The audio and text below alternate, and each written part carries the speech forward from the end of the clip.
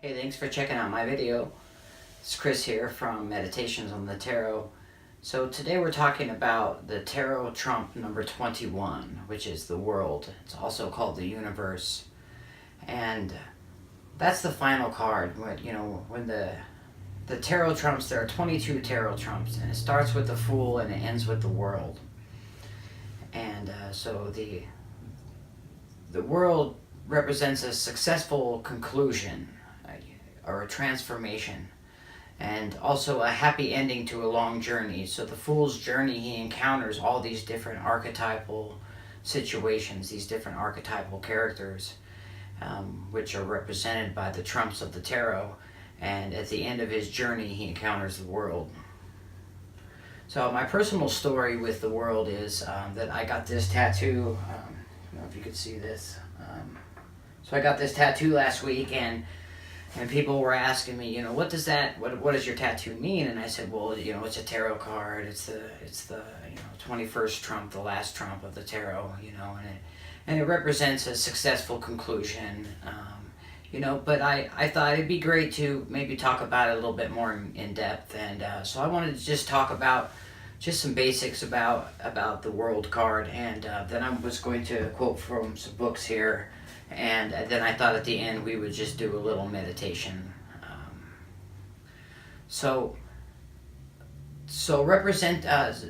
the tarot trump number 21 is the world, and it represents a successful conclusion or a transformation, right? And that sometimes means letting the journey end. So sometimes, we're not ready for something to end, but sometimes it means that we need to be ready for that thing to end. And also, finishing up what we have going on before beginning new things, finishing the journey that we're on right now before we start a bunch of new journeys, before we start our new journey. If you get into reverse meanings, the world could mean something that didn't end correctly. Something that we need to go back and we need to redo the work, right? Something maybe where we had been counting our chickens before they hatched, and it also could relate to obstacles that are doing a push and pull thing with the timing, that are in bad timing, so that things don't end correctly, right? So on the tarot card, you see this dancing figure, and she's got this wreath, which is a complete circle around her. She's kind of floating, and she's just kind of floating in the air here.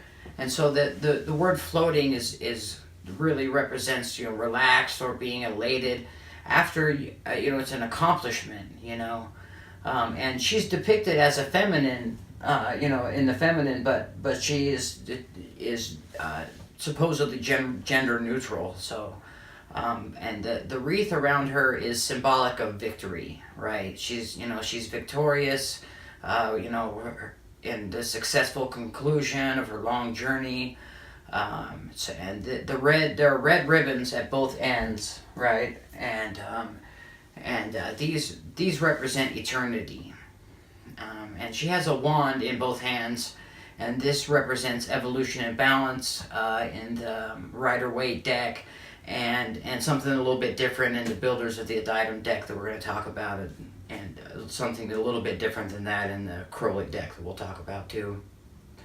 So you'll kind of notice that she has her legs crossed, and this refers to the Hanged Man. And when the Hanged Man is focusing inward, here we have the same thing, but instead we're focusing outward, right? So we've come to the end of our journey, and now, as the Fool, we're focusing inward and learning about ourselves. And then when our journey is complete, now we're focusing outward onto that horizon, onto what our next journey is going to be. And the four characters in the corners, these represent the four fixed signs of the zodiac, right? The four elements, the four seasons, the four directions on the compass, right? Four coming to a point of completion. The four as a successful conclusion, right? The world. So, sometimes we need to remember that we need to celebrate, we need to be proud of ourselves for our accomplishments, right? And also the world card can talk about reviewing our circumstances, also having closure on certain circumstances. And I think that when I got the tattoo, that's kind of what it meant to me too, is kind of closing one chapter, beginning a new chapter, like this endless cycle, and it goes right along with the trumps of the tarot. So sometimes it's good to just sit back and review our successes, and that's what the World card talks about. And it's it's finding your place in the world, and I think that overall, a successful conclusion, transformation, finding your way in the world, a happy ending to a long journey. To me, that's what the World card means. So this is the Builders of the Adytum Tarot deck. It comes in this gray box, and it comes with a little booklet, and they're black and white tarot cards, and so you color them in yourself. And this is the Builders of the Adytum image here of the world, which is I got my tattoo based on.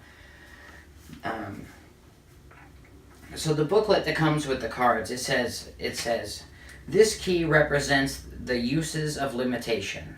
It shows that the dance of life is carried on by the means of form building, solidifying power that gives us definiteness.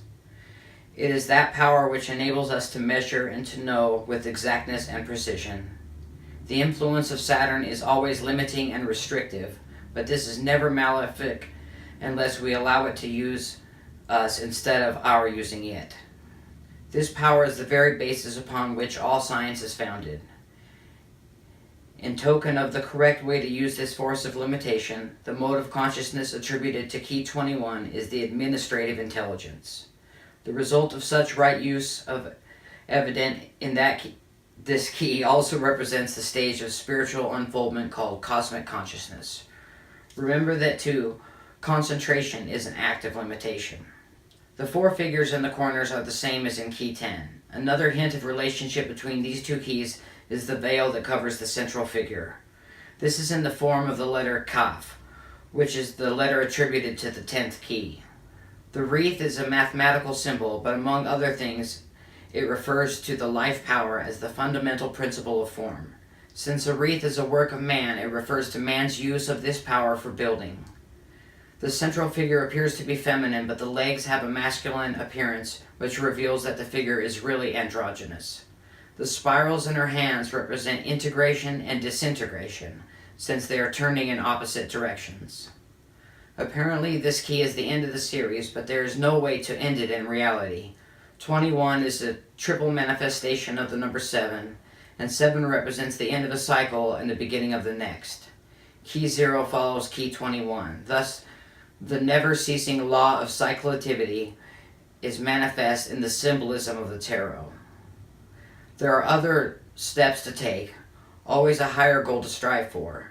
As you continue in your search for truth, in your ever-increasing spiritual growth, you will find the principles embodied in the tarot will be those upon which you must rely for your guidance in every plane of existence, for all evolution is the manifestation and expression of cosmic law.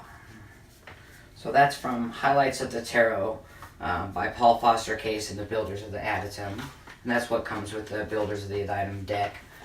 So let's talk about, this is a great book, is Cynthia Giles' the Tarot, History, Mystery, and Lore. And so this is kind of neat to look into some of the historical, aspects of this. And she has some really great things to say here. So here she's kind of talking about, the Rosicrucian aspect. And she said, not only do the individual trumps have sexually suggestive aspects, the whole of the trump sequence can be seen as a path of sexual integration, which passes through many aspects of the male-female duality. The Emperor and Empress, High Priestess and the Hierophant, the Chariot and Justice, the Sun and the Moon, and so on. With partial unions, such as the Lovers, Temperance, the Star, and separations, such as the Hermit, the Devil, and the Tower, along the way, culminating in the ultimate mystical union of the androgynous or unisex figure who dances in the center of the world card. And here she's kind of talking about from a shamanistic point of view. She says many of the tarot trump images can be seen as evoking stages of the shamanic journey and aspects of the shaman's role in the community. The Fool, for example, may represent the neophyte, the magician, the initiated shaman. The Hangman can be related to the theme of crucifixion that is often found in the visions of the shaman's initiatory journey, while the Devil is mindful of the demons encountered by the shaman as he makes his way through the destruction of the self symbolized by death, toward the regeneration symbolized by the world.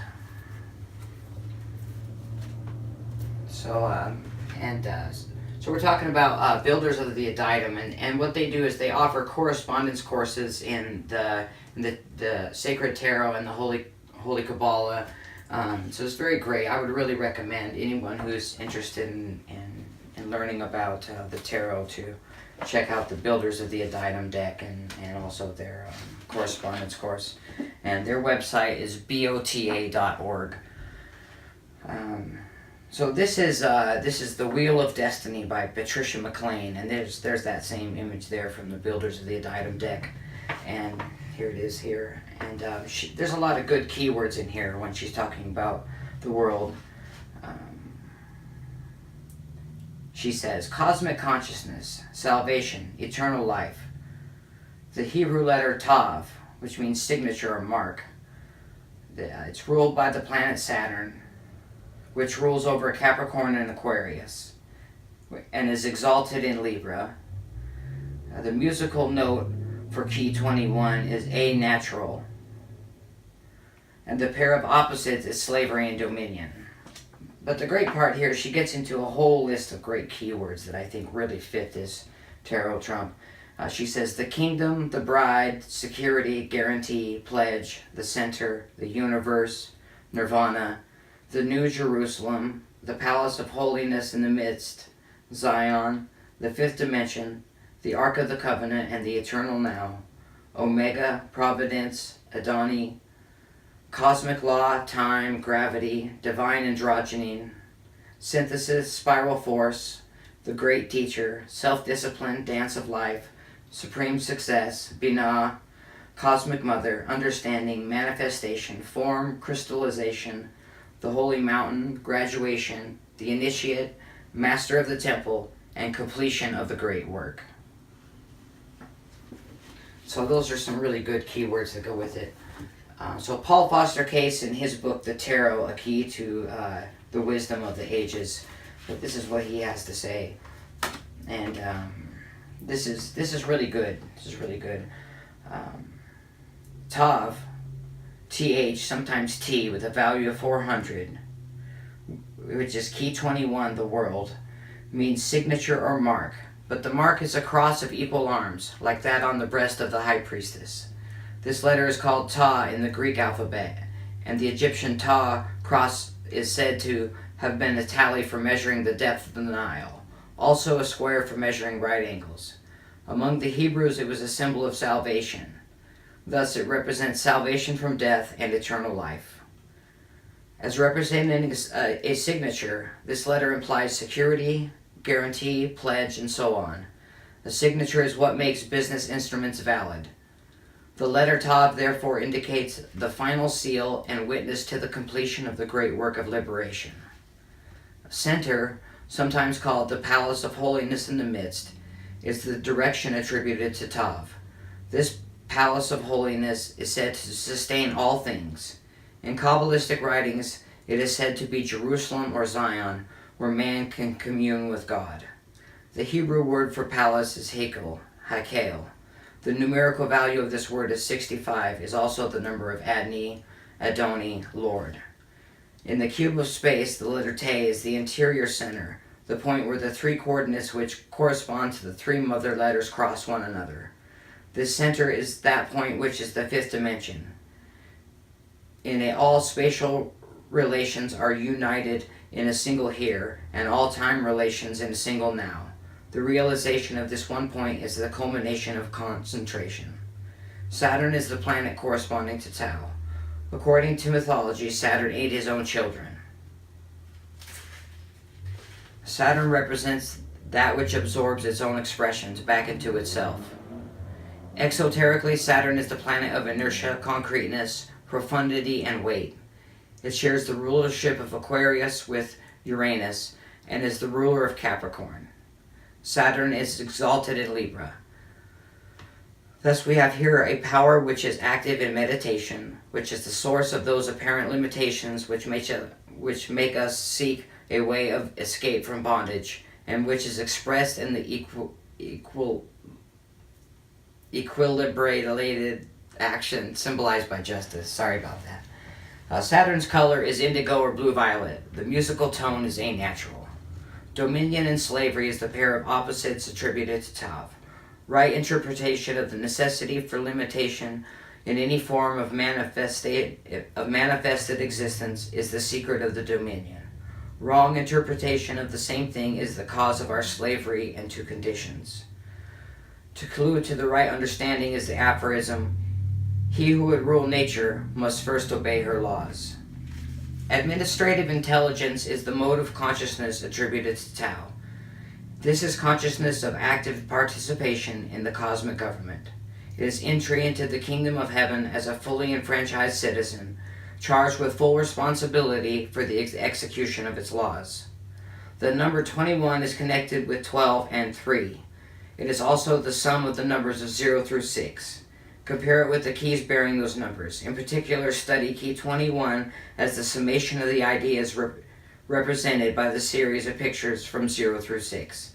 Again, 21 is the culmination of the series of trumps.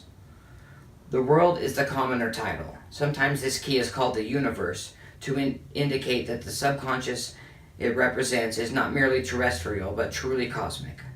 The 4 animals at the corners of the design have been explained in connection with the 10th key of the tarot. Note, however, that in key 10 the bull faces the lion, but in key 21 the bull faces away from the lion. This is because the bull corresponds to the last letter of the tetragrammation, which is the Yod-Hah-Vav, which symbolizes the physical plane.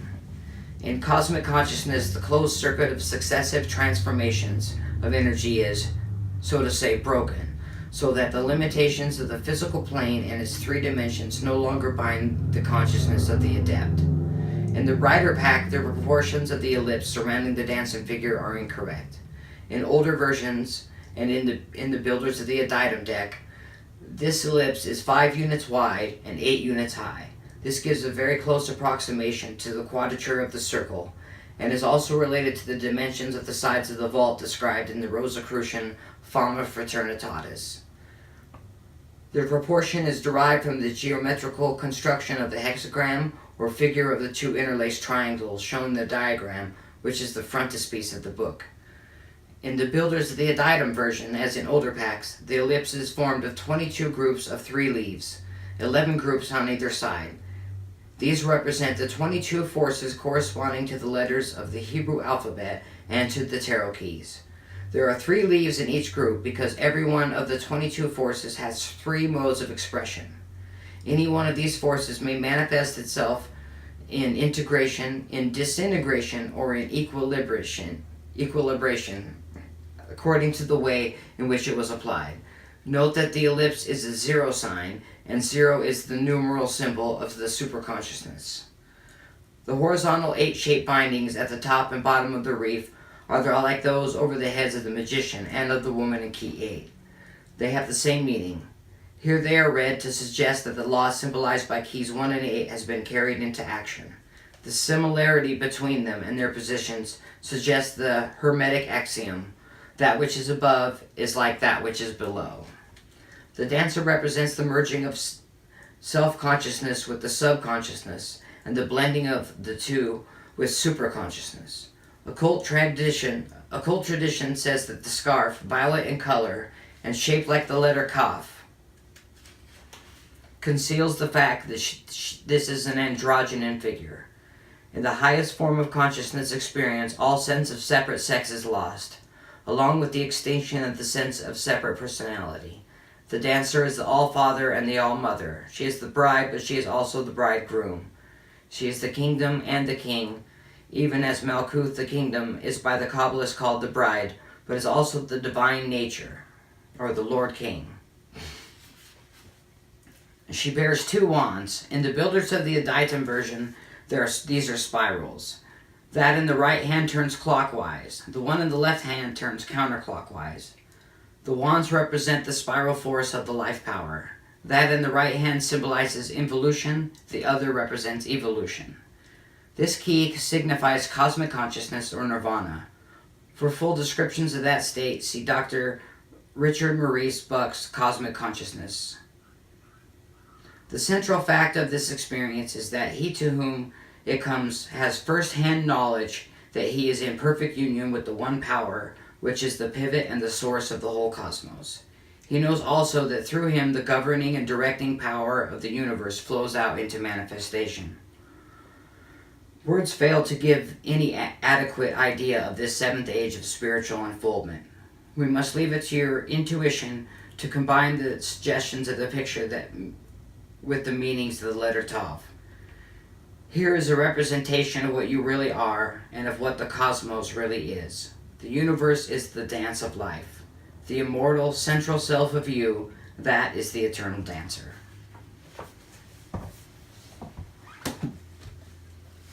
That was really good. I like Paul Foster Case a lot. I like that book. It's good.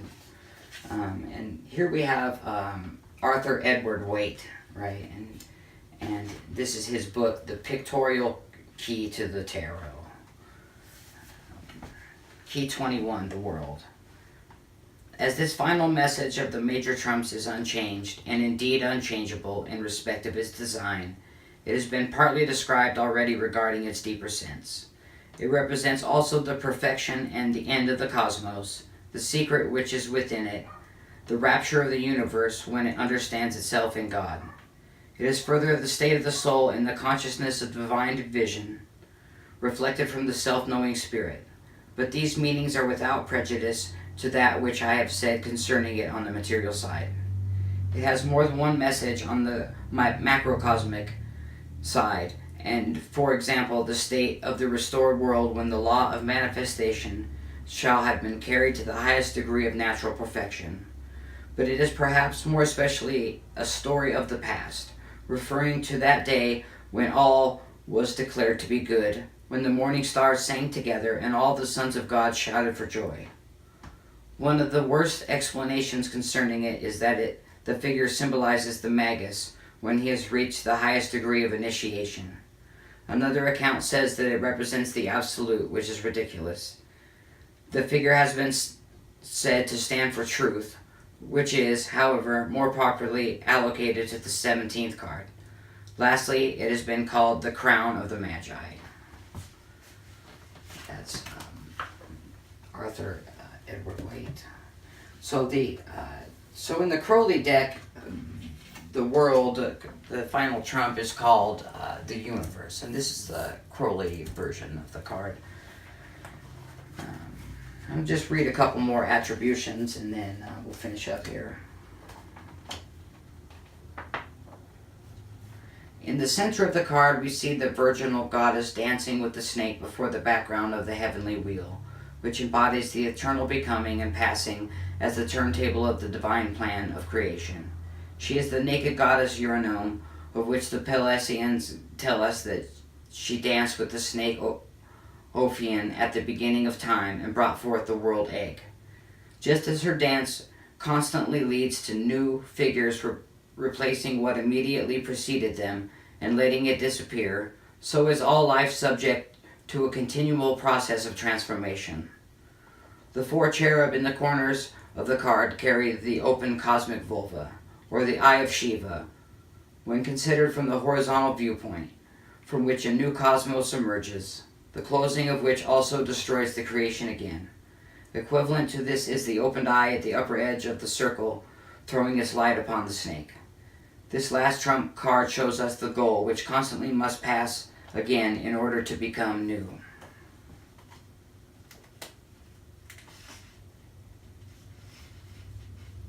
The four cherub. In the corners of the card, there are four cherub surrounding the existing universe. In the Hierophant, we encountered them as the mass of the principles of the old age that have ossified into dogmas.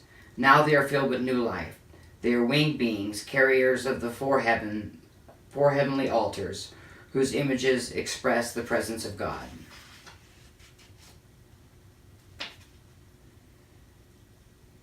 Now, mythology. Alpha and Omega, or the alchemical marriage of the stars, as the climax and goal of the creative beginning. On the physical level, the story of creation, that there was light, is also a paraphrase of the nuclear fusion process within the sun, or the gigantic flares of the quasi-stellar objects, like black holes, at the edge of the universe, which are assumed to conceal the birth contractions or death struggles of galaxies.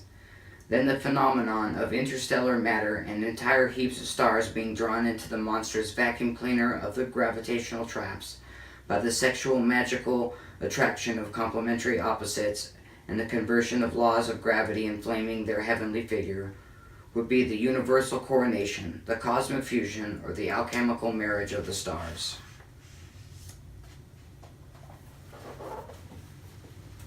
And we'll read just a little bit from Aleister Crowley, the Book of Thoth. And this is his book that went along with his Thoth Tarot deck. They recently released this book in a hardback version for, I think, like the 100th anniversary edition or 50th anniversary edition. So, card 21, the Universe. The first and most obvious characteristic of this card is that it comes at the end of all and is therefore the complement of the Fool. It is attributed to the letter Ta. The two letters together accordingly spell the word Ath, which means essence. All reality is consequently compromised in the series of which these two letters form the beginning and the end.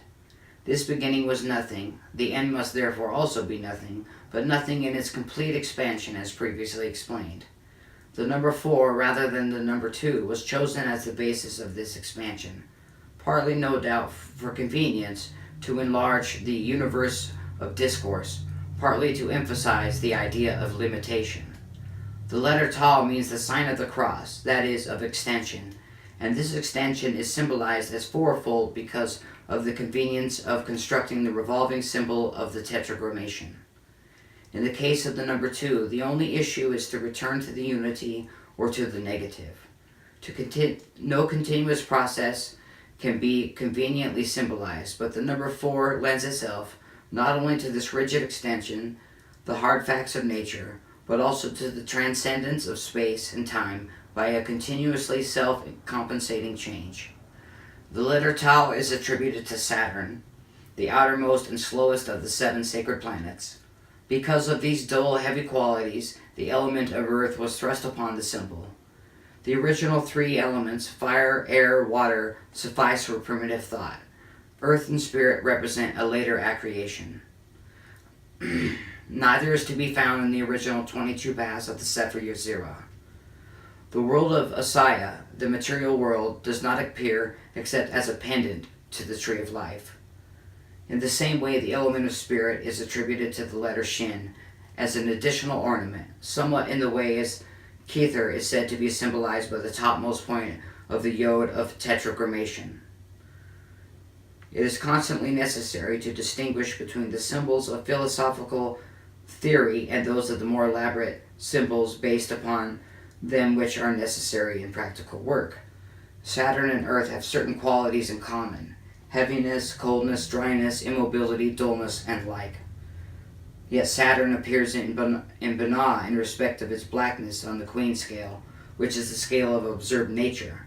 But always, as soon as the end of a process is reached, it returns automatically to the beginning.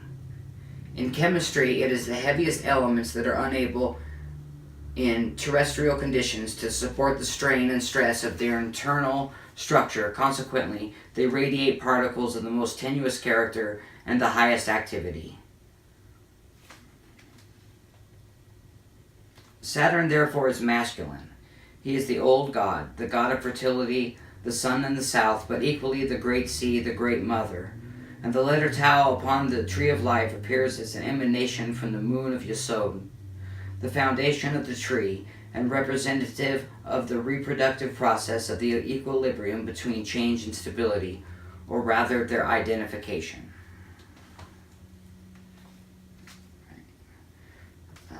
Then he says, all these symbols swim and dance in a complex but continuous ambiance of loops and whirls. The general color of the traditional card is subfuse. It represents the confusion and darkness of the material world. But the new Aeon has brought fullness to light. In the Minuteman Mundum, Earth is no longer black or of mixed colors, but is pure bright green. Similarly, the indigo of Saturn is derived from the blue velvet of the midnight sky, and the maiden of the dance represents the issue from this, yet through this to the eternal. This card is today as bright and glowing as any in the pack. And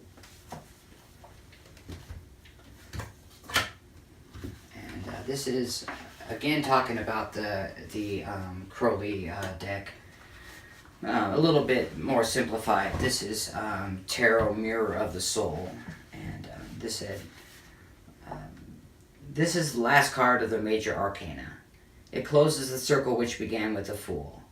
The great task has been brought to completion, and returns to the innocence and ingenuousness of the Fool. The drop disappears into the ocean, and the ocean pours into the drop. The completion is, at the same time, a new beginning on a higher level of being. The final goal is reached, the return to the original cosmic oneness. Now you see yourself in the world as it really is, the Eye of Horus in the upper right. All garments and masks have become superfluous and useless because you are at one with your original nature. You are whirling, caught up in the perpetual dancing motion of the universe. The boundaries of your small eye dissolve in orgasmic union with the universe. The nude woman dances the dance of liberation. Through the Eye of Horus, she has seen into the nature of limitations. With this insight, symbolized by the sickle she holds in her right hand, she cuts through the web of ensnarement. Even the gigantic serpent of transformation has lost its function. The energy has been transformed and a new quality exists. The serpent has outlived its usefulness. There is nothing left with its poisonous bite could destroy. The four cherub below, the all-pervading spirit in all four directions. It is now possible for you to see things as they really are. The stage is set for a new beginning or a favorable completion. The events in your life are in harmony with the universe. And the affirmation that goes along with this is, I am one with the universe.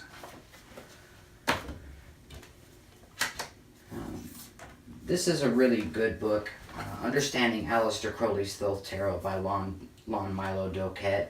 And Lon Milo DuQuette really has a gift for taking complicated stuff and saying it in such a way that everybody can kind of understand it. There was a really great chapter in the beginning here where he gets into how the rose cross that's on the back of the tarot deck, of the Crowley deck, how that's put together and all the different meaning behind that is really interesting. So what he says about the Crowley tarot deck and key 21, the universe, the planetary trump of Saturn, elemental trump of Earth, the Hebrew letter Tau. On the tree of life, this is path 32, which is joining number 9, Yesod, which is foundation, to number 10, which is Malkuth, or kingdom. For many years, the universe has served as the cover image of the wiser editions of the Book of Thoth. It is without question one of the most recognizable cards of the Thoth Tarot. In card 21, the universe represents both the planet Saturn and the element Earth. We already know Earth is in some ways a real second-class citizen in the Kabbalistic universe. We know that because Earth is the lowest. It ironically plays a pivotal role in the cosmic scheme of things. Saturn is also very special. As Binah's representative, it is the only planetary sphere above the abyss. In many ways, it is the highest of the high. At the same time, on the Tree of Life, the path of the universe, 32, leads from Yesod, the ninth, or last true Sephira on the tree, down into Malkuth, which is only pendant to the tree, a cosmic dingleberry. How strange the highest high and the lowest low would be represented by the same card. As we see from the original description, key 21, the universe, should contain a demonstration of the quadrature of the circle. Good luck. For centuries it has been the quest of mystic mathematicians to try to square the circle, or construct, by using only a compass and a straight edge. A square of precisely the same circumference as that of any given circle. It would be the geometric equivalent of building a new Jerusalem, the marriage of the eternal circle of heaven to the terrestrial square of earth. In 1882, German mathematician Carl Louis Ferdinand von Lindemann finally demonstrated that the perfect squaring of the circle is a mathematical impossibility. However, thousands of years of attempting the impossible has produced a body of graphic and architectural devices that have supplied the patterns and proportions for temples and cathedrals, sacred statuary, and paintings. It has also provided us with the blueprint for the Key 21, the universe. The New Jerusalem and the Universe Trump both start with a special oval called the Vesica Piscis. We see the Vesica in two places in the universe card, as the large oval that touches the top, bottom, and sides of the cards, and as the eye at the top right section of the large vesica. The small eye vesica appears either to be projecting the images onto the card or drawing them all back inside itself.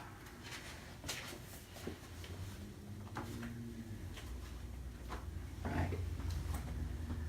And lastly, this is Tarot Meditations. The Book of Tokens, Tarot Meditations by Paul Foster Case. This is a really great vintage copy I picked up. So we're going to just close this out with a meditation. Thank you for taking the time to watch my video. I really appreciate it. I appreciate it if you want to like, share, and subscribe. Would be great. Thanks for taking your time. And so maybe find a comfortable spot and close your eyes. And we're going to go ahead and end with this meditation from Paul Foster Case and the Builders of the Adytum, Book of Tokens.